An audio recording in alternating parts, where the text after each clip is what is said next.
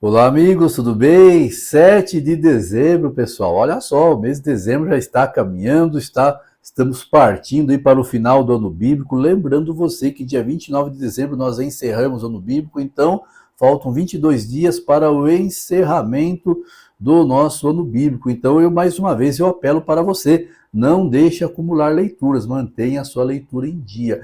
E hoje nós lemos 2 Tessalonicenses, dos capítulos 1 ao 3. Começamos e terminamos a carta de Paulo, a segunda carta de Paulo aos crentes em Tessalônica. Lembrando que Paulo escreveu esta carta quando ele estava em Corinto, por volta dos anos, entre os anos 49 e 51, ele foi na sua segunda viagem missionária, então ele escreve essa carta também, essa segunda carta aos crentes em Tessalônica. E hoje nós lemos essa carta, né, 2 Tessalonicenses, do 1 ao 3, e agora nesse vídeo vamos comentar esta leitura e tentar responder para você o que está aqui em 2 Tessalonicenses, capítulo 2, aqui Paulo fala a partir do verso 3, que apareceria o homem da iniquidade, o filho da perdição, o qual se levanta e se opõe contra tudo que se chama Deus, ou lhe é objeto de culto, a ponto de assentar-se no santuário de Deus, apresentando-se como sendo o próprio Deus. Quem será que é? Você quer saber? Você quer saber detalhes sobre o que Paulo falou deste homem iníquo, filho da perdição, um mentiroso, um falso profeta? Você quer saber? Então espera um pouco aí. Nós vamos para a nossa vinheta e eu já volto. Solta a vinheta, editor.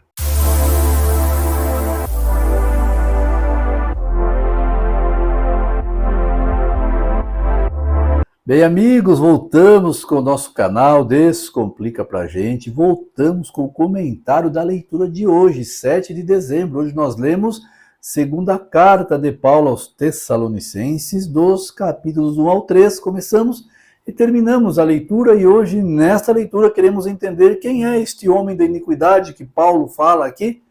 Quer saber? Então dá um like neste vídeo, se inscreve no canal, ativa o sininho de notificações. Não deixe de se inscrever no canal. Pessoal, ajuda a gente. Este é um canal pequeno, nós temos aqui o objetivo de estudar a Bíblia, motivar as pessoas que estudem a palavra de Deus. Então eu peço para você, deixe a sua inscrição neste canal, se inscreve no canal, aperte esse botãozinho vermelho aí, ó, para você não custa nada, para nós é importante a sua inscrição. E também compartilhe este vídeo. Olha, o que vamos aprender aqui hoje é importante. Nós vamos tentar entender quem é este homem da iniquidade, o filho da perdição, que Paulo fala aqui em 2 Tessalonicenses. Então, quer saber quem é?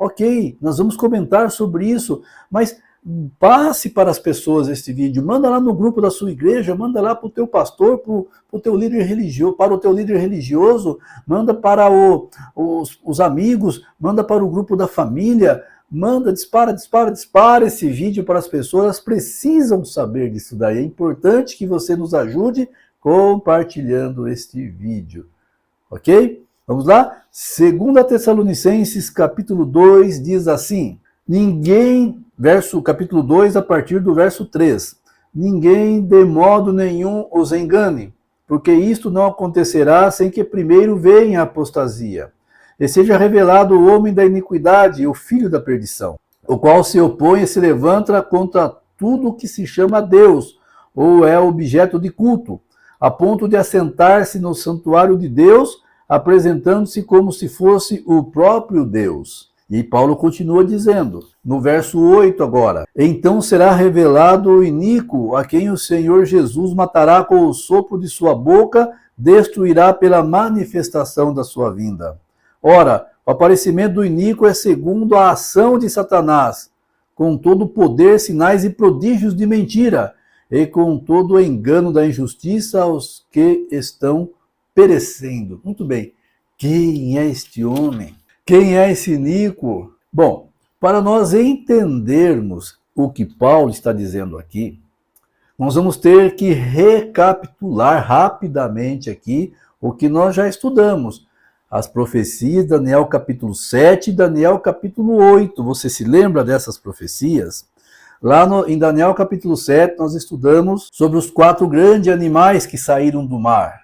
o leão com asas, aí o urso com 3 costelas entre os dentes, o leopardo com 4 cabeças e 4 asas, e depois um animal terrível e espantoso, ao qual Daniel se assustou com esse animal, que tinha grandes dentes de ferro. Muito bem, então vamos para o último animal. Você sabe que o primeiro simboliza a Babilônia, o urso com 3 costelas é a Medo-Persa, aí depois o leopardo simboliza a Grécia, e o animal terrível e espantoso é a Roma. Mas veja que este animal ele tinha 10 chifres, e esses 10 chifres foram a divisão do Império Romano, ok? No ano 476 depois de Cristo.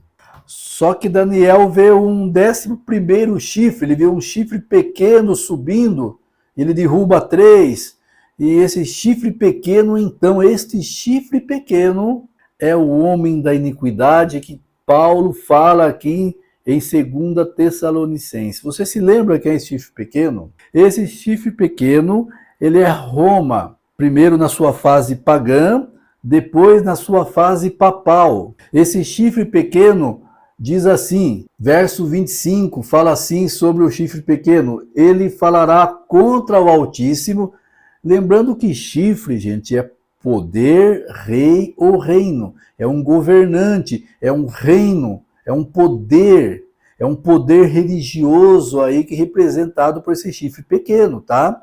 Eu só estou aqui recapitulando você, porque já estudamos isso. Se você quiser saber sobre a profecia em Daniel capítulo 7, eu vou deixar aqui para você um card aqui neste vídeo, para você clicar aqui nesse card e você vai ser direcionado para esse vídeo onde eu expliquei para você a profecia de Daniel capítulo 7, ok? Então, em algum lugar aqui vai aparecer o card para você clicar, tá bom? Mas muito bem, vamos voltar aqui. Verso 25, ele falará contra o Altíssimo, oprimirá os santos do Altíssimo e tentará mudar os tempos e a lei. E os santos lhe serão entregues nas mãos dele por um tempo, tempos e metade de um tempo. Com esse chifre pequeno que Daniel fala, vamos identificar ele aqui, vamos recapitular você.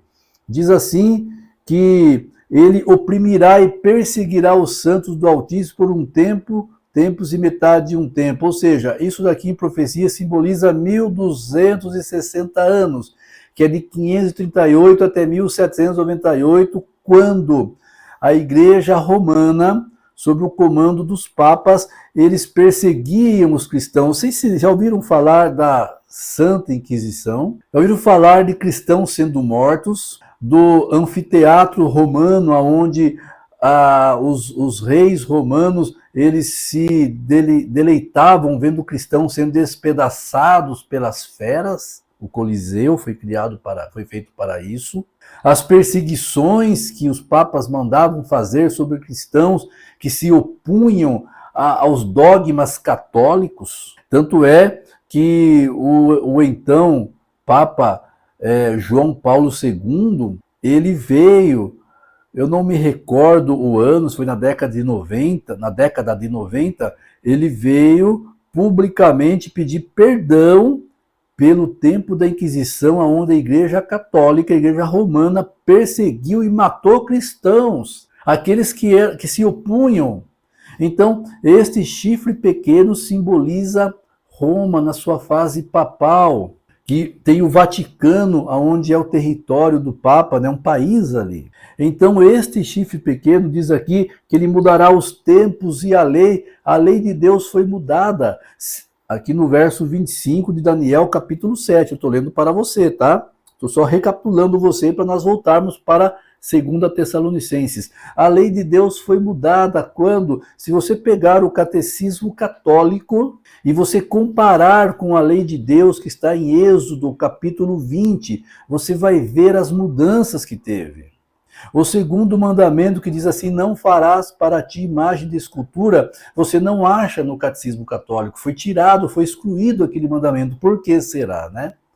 Por que foi excluído? Se você entrar dentro de uma determinada igreja, aí você vai ver imagens para todo lado, é ou não é? Sim ou não? Estou mentindo? É isso mesmo. Então esse foi excluído. Bom, se foi excluído este mandamento, então ficou só 9. Concordam comigo? Sim ou não? Ficou só 9 mandamentos, era 10. Excluir o segundo, ficou 9.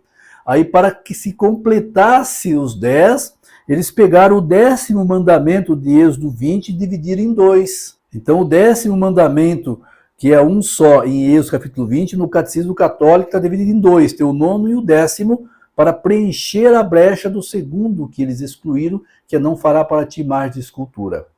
E o 4º mandamento que diz assim: lembra-te do dia de sábado para santificar, 6 dias trabalharás e farás toda a tua obra, mas o 7º dia é o sábado do Senhor teu Deus. Você sabia que você não acha no Catecismo Católico isso? Você vai achar lá, o 3º mandamento deles diz assim: guardar domingos e festas. Mas aonde que você acha na Bíblia uma passagem só que manda guardar domingo? Você não acha isso daí, não tem em lugar nenhum. Jesus nunca mandou observar o domingo, Jesus nunca tornou o domingo santo.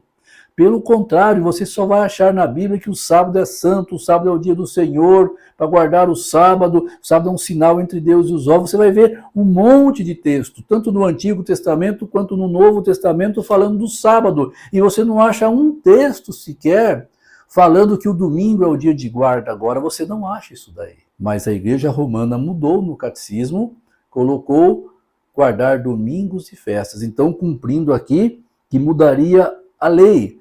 E mudaria os tempos. De que maneira que foi mudado os tempos? O dia para Deus sempre é contado de pôr do sol a pôr do sol. Só que foi mudado para meia-noite a meia-noite. Enquanto as pessoas esperam dar meia-noite para virar de um dia para o outro, no cronograma bíblico é no pôr do sol. Quando o sol se põe, ali encerra-se um dia e começa um novo dia, parte escura e parte clara. E aqui diz também que ele falará contra o Altíssimo. Por que falará contra o Altíssimo? Fala blasfêmia. Nós temos textos em enciclopédias católicas que diz que o Papa, ele é o vigário de Deus aqui na Terra. E ele tem poder de julgar e excomungar até os anjos. Isso você encontra, basta fazer uma breve pesquisa nos documentos católicos, você vai ver isso daí. Isso é uma blasfêmia, isso é uma provocação ao Altíssimo. Então nós identificamos quem é esse poder político e religioso que mudou a lei de Deus. Aí você vai lá para 2 Tessalonicenses agora. Aqui Paulo está dizendo agora que antes da volta de Jesus seria revelado publicamente quem é este homem. Aí Paulo está dizendo que ninguém de modo nenhum vos engane, porque isso não acontecerá, isto que Jesus ele vai voltar, mas antes da volta dele, Paulo diz assim, sem que primeiro seja que venha apostasia. E as pessoas elas estão apostatando, as pessoas estão deixando de seguir os mandamentos de Deus para seguir catecismos, para seguir tradições. Você veja o líder religioso, ele fala que a tradição ela tem o mesmo valor da Bíblia ou até mais. Aquilo que você não acha base bíblica para sustentar, a Igreja Católica diz assim, não, mas isso vem da tradição dos pais da igreja, e fulano fazia isso, e passou para o outro e chegou até nós. Mas a tradição ela não pode se igualar com a Bíblia e nem está acima da Bíblia, queridos. É só a Escritura. Martinho Lutero falou isso, só a Escritura, ou seja, só a Bíblia, só a Escritura. E aí Paulo continua dizendo, e seja revelado o homem da iniquidade, o filho da perdição, o qual se opõe e se levanta tudo que se chama Deus ou é objeto de culto, como já explicamos para você. Ele se levanta contra Deus de que maneira? Quando ele se coloca no lugar de Deus aqui, quando ele fala que ele pode perdoar pecado, é ou não é? Essa grande igreja, ela não perdoa pecado? Por um acaso, não existe um confessionário onde eles vão confessar pecado e ali o líder dele fala assim, olha, está perdoado, reze tantas Ave Maria, ou tantos Padre Nosso, ou tantos isso ou aquilo. Não é isso? Isso é blasfêmia. Blasfêmia é a pessoa que se coloca no lugar de Deus para perdoar pecado, e somente Deus pode perdoar pecados. Quando Jesus perdoava pecados, eu já expliquei isso para você, Ali os fariseus acusavam Jesus de blasfêmia, porque ele estava se colocando para eles, né, na mente deles, Jesus estava se fazendo-se de Deus a si mesmo e perdoando pecados, entende? E hoje esse líder religioso, ele faz a mesma coisa.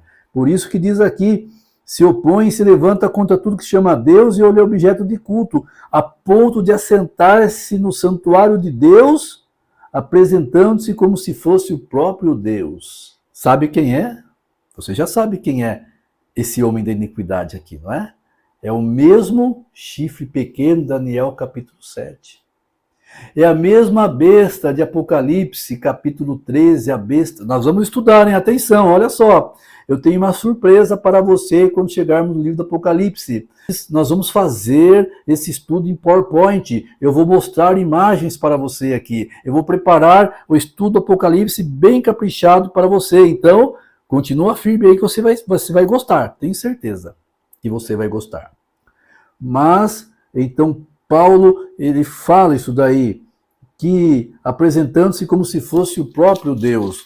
E aí ele continua dizendo, será revelado o iníquo, a quem o Senhor matará com o sopro da sua boca. Então você já sabe quem é, você já entendeu a mensagem aqui. De acordo com as profecias, Daniel capítulo 7, Daniel capítulo 8, Apocalipse capítulo 13, que nós chegaremos lá ainda, leremos lá com você ainda, estudaremos lá. Você já sabe quem é este iníquo. Você já sabe qual grande grupo religioso ao qual esse iníquo pertence, esse homem, esse filho da perdição pertence. E você sabe o que eles fizeram com a lei de Deus. Eles mudaram. Mudaram o dia de guarda. Mas aí vai de você, meu irmão, minha irmã. Ou você é fiel a Deus e obedece a Deus, ou você obedece a homens. Obedece à doutrina de homens. O que você vai escolher nesse dia? Pedro diz assim, importa mais obedecer a Deus do que aos homens. Deus abençoe você, viu? Se você tiver alguma dúvida, se você quiser fazer algum comentário a mais, por favor, deixe aqui nos comentários deste vídeo que ficará aberto para você. Um abraço. Até mais. Tchau, tchau.